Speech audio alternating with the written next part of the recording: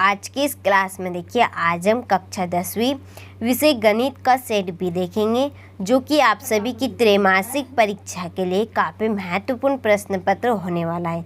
ठीक है, यदि आप इस प्रश्न पत्र को कंप्लीट करते हैं तो आपके 50 से 60 नंबर पक्के हैं। तो चलिए वीडियो को हम स्टार्ट करते हैं। पहला प्रश्न देखते हैं कि सही विकल्प चुनकर लिखिए। इसका पहला क्वेश्चन है द्विघात बहुपद में बहुपद की घात होगी। तो द्विघात बहुपद में बहुपद की घात होती है 2। ठीक है, अगला प्रश्न है -2 एवं 5 शून्यक वाले बहुपदों की संख्या होगी। कितनी संख्या होगी? 1 होगी। तीसरा है बहुपद x² - 3 के शून्यक होंगे। तो इसके शून्यक बनेंगे ±√3। चौथा प्रश्न है x - 2y = 0 और 3x + 4y - 20 = 0 रेखी। तो कैसी? प्रतिच्छेद करती, संपाती है, समांतर है, इनमें से कोई नहीं। तो इसका राइट ऑप्शन है पहला, प्रतिच्छेद करती है। पांचवा प्रश्न है यदि द्विघात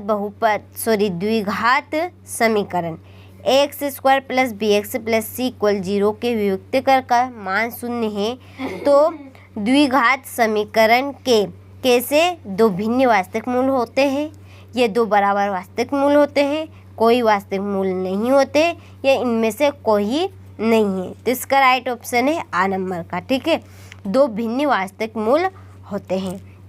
चलिए इसी के अंतर्गत हम छठा प्रश्न देखते हैं। एपी एक श्रेणी दी गई है 10, 7, 4 डेडेडेस का 10वां पद है। 10वां पद बनेगा आपका -17। ठीक है, तो इस प्रकार से हमने सही विकल्प कंप्लीट किया। आप अच्छे से स्क्रीनशॉट लो और इनको कंप्लीट करें। अगला प्रश्न है रिक्त स्थानों की पूर्ति कीजिए। पहला देखते हैं इसका x² + bx + c एक डेडेडेस बहुपद का उदाहरण है। तो ये आपका द्विघात का। चलिए दूसरा है समीकरण 3x² + 2x + 1/3 = 0 का विविक्तकर डेडेडेस है कैसा? 0। तीसरा प्रश्न है जब किसी अनुक्रम के पदों को किसी नियम द्वारा लिखा जाता है तो इसे डेडेडेस कहते हैं, श्रेणी कहते हैं इसको। क्या कहते हैं? श्रेणी। ठीक है, चौथा प्रश्न है सभी वर्ग डेडेडेस होते हैं समरूप। क्या होते हैं? समरूप। ठीक है, पांचवा प्रश्न किसी बिंदु की x अक्ष से दूरी डेडेडेस कहलाती है कोटि। छठा प्रश्न है 3 आरेखी बिंदुओं से बने त्रिभुज को क्षेत्रफल डेडेडेस है। ठीक है, का क्षेत्रफल डेडेडेस है तो कैसा है? 0 है। चलिए तो हमने दूसरा प्रश्न भी कंप्लीट किया। आप अच्छे से स्क्रीनशॉट लो और कंप्लीट करें। अगला प्रश्न देखते हैं। तो चलिए इसका तीसरा प्रश्न है सही जोड़ी मिलाइए। पहली जोड़ी है धन पूर्णांक, इसकी जोड़ी लगी प्राकृत संख्या है, एक संख्या इंटू दूसरी संख्या, इसकी जोड़ी है एलसीएम इंटू एचसीएफ। ठीक है, तीसरी है विविक्तकर ऋणात्मक। ठीक है, इसकी जोड़ी है मूल अधिक कल्पलित रहेंगे।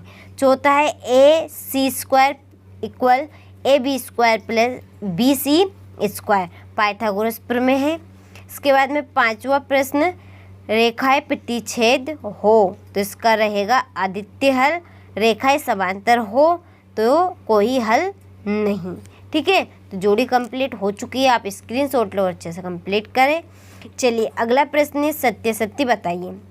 पहला देखिए प्रत्येक पूर्णांक प्राकृत संख्या होती है, आ सकती है। दूसरा है √x + 2 एक बहुपद है, आ सकती है। तीसरा है समीकरण x + 2y = 5 में यदि x का मान 1 है तो y = 2 होगा, तो ये सत्य है। चौथा है समांतर श्रेणी 10, 5 डेडेडेस का अगला पद 0 होगा, सत्य।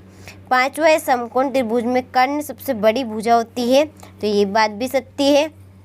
छठा है किसी बिंदु की y अक्ष से दूरी उस बिंदु का y निर्देशांक कहलाती है, तो ये असत्य बात है। ठीक है, तो स्क्रीनशॉट लो और अच्छे से कंप्लीट करें।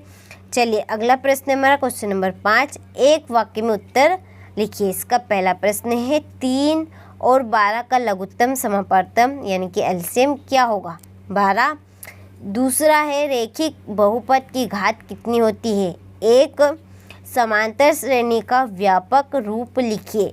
तो a comma a plus minus 1d plus a plus minus 2d।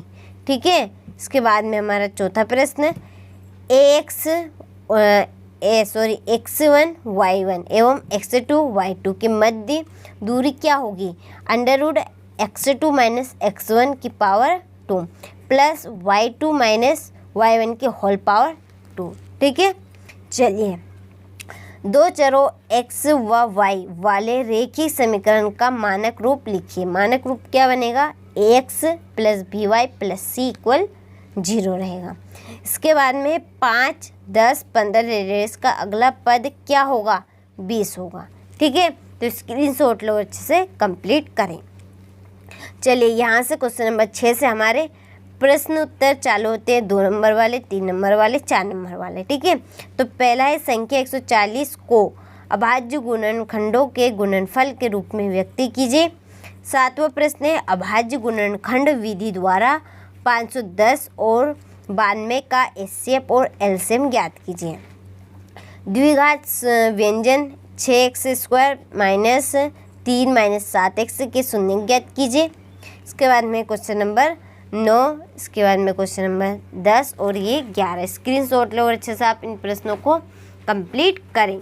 चलिए, इसके बाद में हमारा अगला प्रश्न क्वेश्चन नंबर 12, समीकरण x² minus 3x minus 10 equal 0 का गुणनखंड विधि से मूल ज्ञात कीजिए।